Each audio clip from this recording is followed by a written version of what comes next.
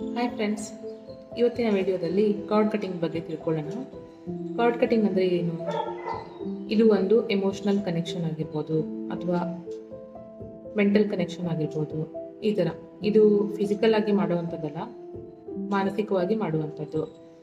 ಯಾವ ಟೈಮ್ದಲ್ಲಿ ಇದನ್ನ ಮಾಡೋಕೆ ಏನಾಗಿರಬೇಕು ಅಂತ ಕಂಡೀಷನ್ಸ್ ಕೇಳ್ತಾ ಇದ್ರೆ, ನಮಗೆ ಯಾವುದೋ ಒಂದು ವ್ಯಕ್ತಿ ಕಂಡ್ರೆ ಆಗ್ತಿರಲ್ಲ, ಅವ್ರಿಗೆ ನಮ್ಮನ್ನು ಕಂಡ್ರೆ ಆಗ್ತಿರಲ್ಲ, ಅವ್ರಂದ್ರೆ ನಮ್ಗೆ ಇಷ್ಟ ಇಲ್ಲ, ಕೋಪ, ಅವರಿಂದ ಅವರು ನಮ್ಮ ಹತ್ರ ಬಂದಾಗಿ ಅಥವಾ ಅವ್ರ ಜೊತೆ ಕಮ್ಯುನಿಕೇಟ್ ಮಾಡಿದಾಗೆಲ್ಲ ನಮ್ಮ ಎನರ್ಜಿ ಡೌನ್ ಆದಂಗೆ ಅನಿಸ್ತಿರುತ್ತೆ, ಅಥವಾ ನಮಗೆ ಒಂಥರ ಬೇರೆ ಸ್ಯಾಡ್ ಫೀಲಿಂಗ್ ಅನಿಸ್ತಾ ಇರುತ್ತೆ. ಅಂದರೆ ಅದು ಒಂಥರ ಒಳ್ಳೆ ಕನೆಕ್ಷನ್ ಅಲ್ಲ, ಅದು ನಮಗೆ ಮುಂದೆ ಹೋಗೋಕ್ಕೆ ದಾರಿ ಮಾಡಿಕೊಡ್ತಿರಲ್ಲ, ಬ್ಲಾಕೇಜಸ್ ಮಾಡ್ತಾ ಇರುತ್ತೆ. ಆ ಥರದ್ದಿರ್ಬೋದು. ಅಥವಾ ನಮಗೆ ಹಿಂದೆ ಆಗಿರುವಂಥ ಘಟನೆಗಳು ನಮಗೆ ಮನಸ್ಸಿಗೆ ನೋವು ಕೊಡ್ತಾ ಇರುತ್ತೆ, ಪದೇ ಪದೇ ನೆನಪಿಗೆ ಬಂದು ಕಾಡಿಸ್ತಾ ಇರುತ್ತೆ. ಅಂಥ ಸಿಚುವೇಶನ್ಸಿಗೆ ಮಾಡ್ಬೋದು. ಯಾವುದೋ ವ್ಯಕ್ತಿ ನಮ್ಗೆ ನೋವು ಕೊಟ್ಟಿರ್ತಾರೆ ಹಿಂದೆ, ಅಥವಾ ಏನೋ ಮೋಸ ಮಾಡಿರ್ತಾರೆ, ಏನೋ ಆಗಿರುತ್ತೆ. ಸೊ ಅಂಥ ವಿಷಯದಲ್ಲಿ ಕೂಡ ನಾವು ಕಾರ್ಡ್ ಕಟಿಂಗ್ ಮಾಡ್ಕೋಬೋದು.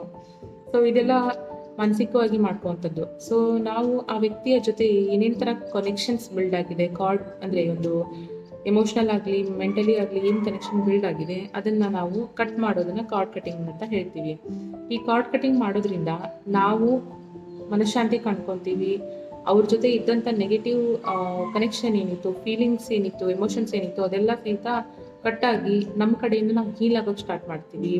ಹಾಗೆ ನಮ್ಮ ಎನರ್ಜಿ ಲೆವೆಲ್ ಹೈ ಆಗೋಕ್ಕೆ ಸ್ಟಾರ್ಟ್ ಆಗುತ್ತೆ. ಇಷ್ಟು ದಿನ ನಾವು ಅದೇ ವಿಷಯದಲ್ಲಿ ಕೊರಗ್ತಾ ಇದ್ವಿ, ಈಗ ಅದೆಲ್ಲ ಕಟ್ಟಾಗಿ ನಮ್ಮ ಮನಸ್ಸಿನಿಂದ ಅದೆಲ್ಲ ಕೂಡ ಹೋಗಿರುತ್ತೆ.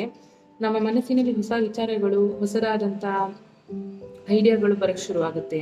ಸೊ ಆ ವ್ಯಕ್ತಿಯ ಜೊತೆ ಇದ್ದಂಥ ಕನೆಕ್ಷನ್ ಹೋದ ಕೂಡಲೇ ಆ ಜಾಗದಲ್ಲಿ ಹೊಸದಂಥ ಬೇರೆ ವ್ಯಕ್ತಿಗಳು ಬರ್ಬೋದು, ಅಥವಾ ಬೇರೆ ಸಿಚುವೇಶನ್ಸ್, ಪಾಸಿಟಿವ್ ಆದಂಥ ಸಿಚುವೇಶನ್ಸ್ಗಳು ಕ್ರಿಯೇಟ್ ಆಗ್ಬೋದು.